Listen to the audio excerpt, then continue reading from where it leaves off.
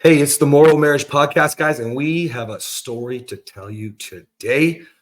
He's hitting her. This is a great tool, but like all the tools, we have our own twist. Validation versus keeping the peace. Why you need to stop talking about sex if you're not having sex. That it is the man's fault. Marriage sucks. I'm Cass. I'm Kathryn. You go in and you lay a boundary without connection, it breeds more disconnection. Why are you in this messy marriage? And it's not what you think. Don't do that, because then that is not authentic. That's fake, and you're trying to be somebody that you're not. You need the foundation to have the intimacy, but right now you need to rebuild the foundation. We're MorrowMarriage. Let's flip divorce statistics with the new marriage. All right, so we do get, I say I will work with any man. I don't care what it is, substance abuse. I don't care how physically abusive he is. I don't care how sexually abusive he is, how emotionally abusive he is, if he's a narcissist or not. Why? Because I don't believe people can't change. I'm living proof, okay? And so are the many men. And now we don't always get, in fact, most of the cases aren't the worst cases. It's just that you're drawn into our story because if I could make the changes in the man that I was, then you have hope, okay? And I want to just tell a little story about a man. We posted a reel. Kathryn heard me on a phone call and I was reaming a guy out. I don't always have to ream a guy out for obvious reasons. That's not the best approach. I don't think I've ever heard you yell at someone like that. No, except for me years ago. Yeah. Now the difference is back then I would be defaming and shaming and guilt throwing and all this crap at Kathryn, where this guy just needed his head. He needed to give his head a shake. Okay. So he came to me. And I'll just say it like it is. I gave the program for free because I was like, I want to help this man. He's in tears. He did not want to hit his wife anymore. He did not know how to change it. And now, Kathryn, why don't you give them about characterological and situational abuse real quick here? Yeah, so characterological domestic violence means that it's built into somebody's character. Situational domestic violence means that there's not just one victim and one perp. You're both a victim and you're both a perpetrator. So both people are antagonizing. So when one person lashes out with physical violence, it's because either physical violence was thrown at them, and oftentimes it's the man. So if a woman slaps the man and then he hits her back, that's situational. He hit her because she slapped him. Doesn't mean it's okay. If she's pushing verbally, and then he puts his hands on her, again, that's situational because of what was happening in the situation. It doesn't mean it's okay. It's just there's a very big difference between characterological domestic violence and situational domestic violence. Thank you. So now this guy, quite characterological, okay? So he's going to just do it. But what we've been learning is that there's a lot of situational, okay? Meaning she's pushing. Now, we don't know all the story in your home. And quite frankly, most of the time the stories don't matter, right? If you think about physical abuse being as bad as it is, okay? I call it all violence. If you're yelling, you shouldn't be doing that anyways. Like, come on. So think about it like this. She's pushing and pushing and pushing potentially. I don't quite know, but here's the backstory. I toyed with reading some text messages for you today, but this woman was trashing, because she was also in Kathryn's program. She was trashing our assistant, Kathryn, the program, everything. And this man has barely even shown up in my program. He's not using it. Okay. I got some okay messages from her, but very victimized. Now, I understand she's not allowed to be hit, okay, no matter what. But she's purposefully putting herself in this position here, okay? So job first, are you safe? Get out, good. The first thing I talk to this guy on the phone is like, all right, dude, what happened? Okay. And he says, he doesn't even blame her, okay? He says, man, I was just exhausted. And so this is where the clip went on. I was like, shut the fuck up right now. You said it perfectly, honey. You said, well, but you're not exhausted enough to hit her, right? Yeah, you're not too exhausted to lift up your arm and swing. That's right. And so I had to put him in his place, okay? Now, this woman proceeds to send all these messages. And I just said a simple to me on my website, trashing my wife, okay? She hasn't even used the program yet. She hasn't been on any calls.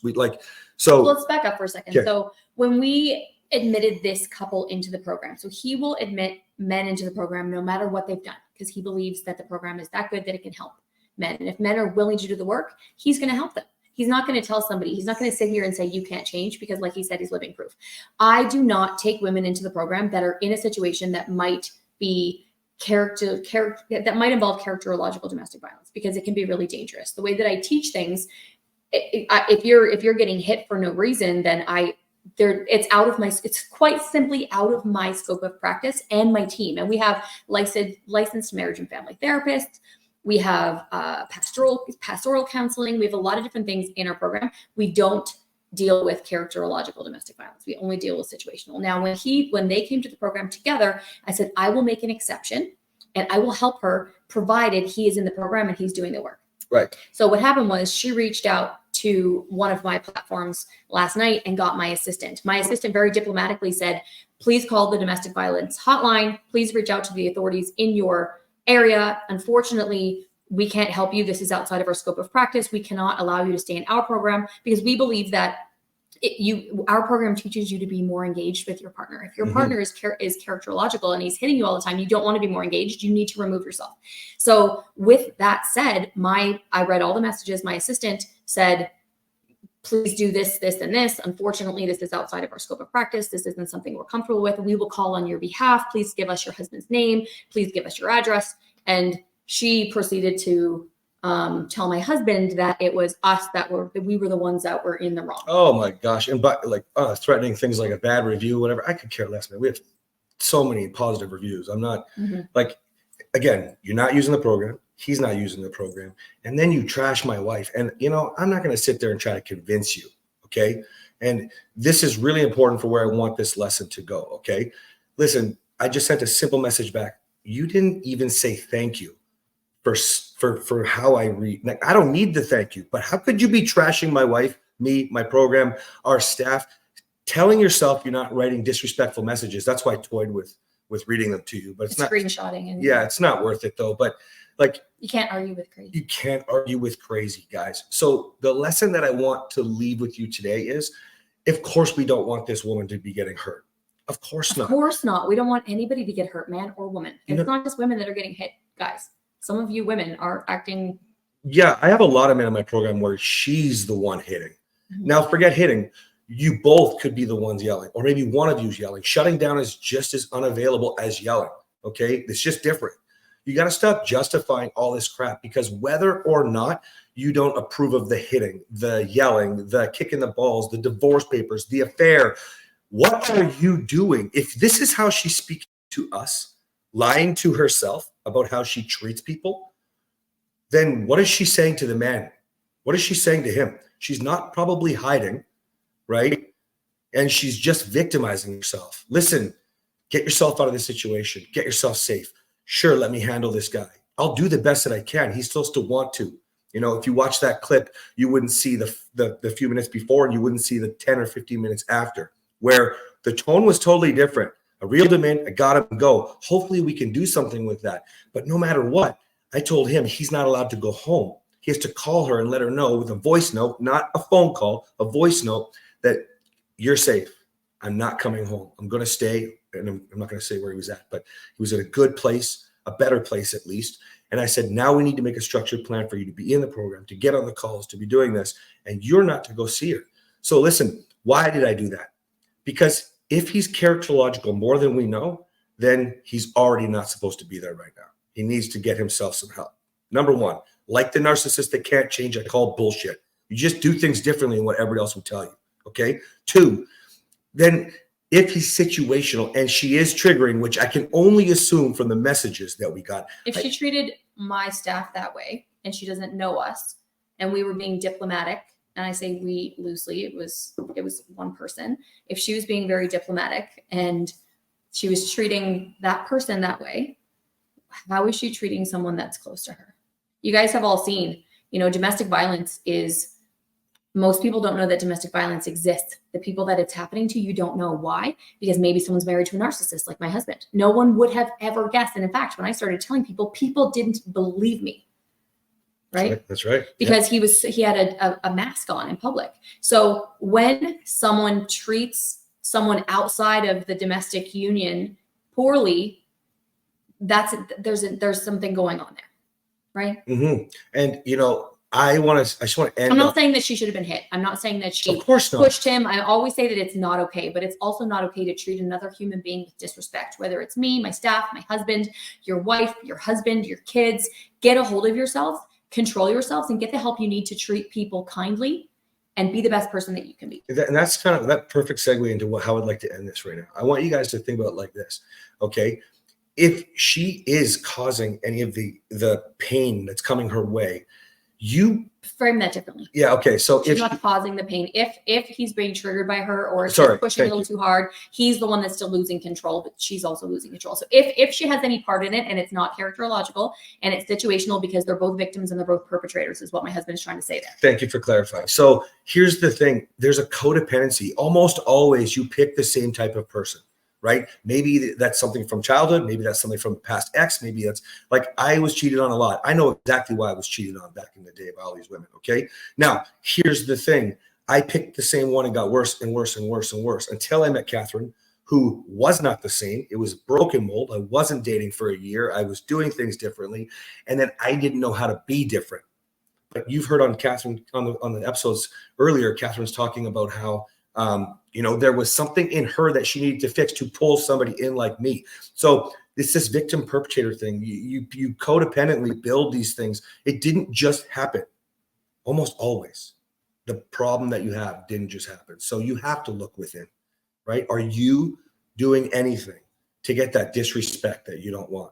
Can I just clarify that there are some situations that are horrible. They're just absolutely horrific where the wife just gets stuck. She's not doing anything wrong. She really is the victim. And you're with someone that could be a psychopath or could be, much worse than some of the things that we see and hear. When you're in that situation, please don't try to take any of it upon yourself. Okay. What you can reflect on, please reflect. And if you reflect and you need to leave, find safety for yourself. And I know that it's a lot easier said than done, but not all situations require you to take any responsibility. And I want to be very clear on that. Do we know the back end of this situation? No, we don't. We only know how we were treated by this woman, which is an indicator that there were other things that she probably was treating her partner that way as well. Again, it does not ever justify physical violence, but emotional violence is not okay either. And disrespect is not okay. I don't care who you are. You cannot argue. I mean, you can argue with me, but I will fight to the death. You are wrong. You do not get to disrespect another human being. No matter how they treat you guys, that's what people forget. And guys, if you are the one causing speaking from the one, like on this clip, I said, hey man, I am not judging you. I raped my wife. Okay. What I'm trying to say is this: no matter what, if you're that person hurting, I know. If you would have seen the rest of the call, I know the guilt. I know the shame. I know how you feel when you lose control and you flip a table over, you punch a hole in the wall, when you say, fuck you, I want a divorce, when you say fuck it and justify the affair, when you hit or push or shove. I know the guilt and shame that's there. I get it. That means that you need to reach out. You need to get help. You need to say, I don't want to live like this anymore, because it is fucking possible. We are on top of the world, you guys, on top of the world. And we don't think about that. I'm getting a lot of comments. Well, not a lot. I'm getting a few DMs actually. It's not like the video is going viral, but, she should leave you and all this stuff, right? I can't believe you raped your wife. Oh my God. Like very few people heard that because it was a little bit quieter, right? But, or maybe because it didn't go viral. I don't know. But listen, my response is always the same. If we could change, I appreciate you so much for trying to protect my wife. I can't believe that people are DMing you and saying, I can't believe you raped your wife. Do you know how many women I work with and have worked with who say the exact same thing? People just don't talk about it. That is correct. Job sex. If she doesn't want to do it, like that's why she feels raped. If she just feels forced. So guys, what I want you to understand is this. I'll always say the same thing. I appreciate you taking care and concern for my wife, that maybe she should leave, in your opinion. I get it. But because she's standing in strength with me and the journey that we have overcome to be able to help another couple like this, God willing, okay? That's not saving one woman. That's saving many, many thousands, hopefully hundreds, hopefully millions of men and women in abusive relationships, okay? And like Kathryn said, people just don't talk about it. All right. See you next time. Bye.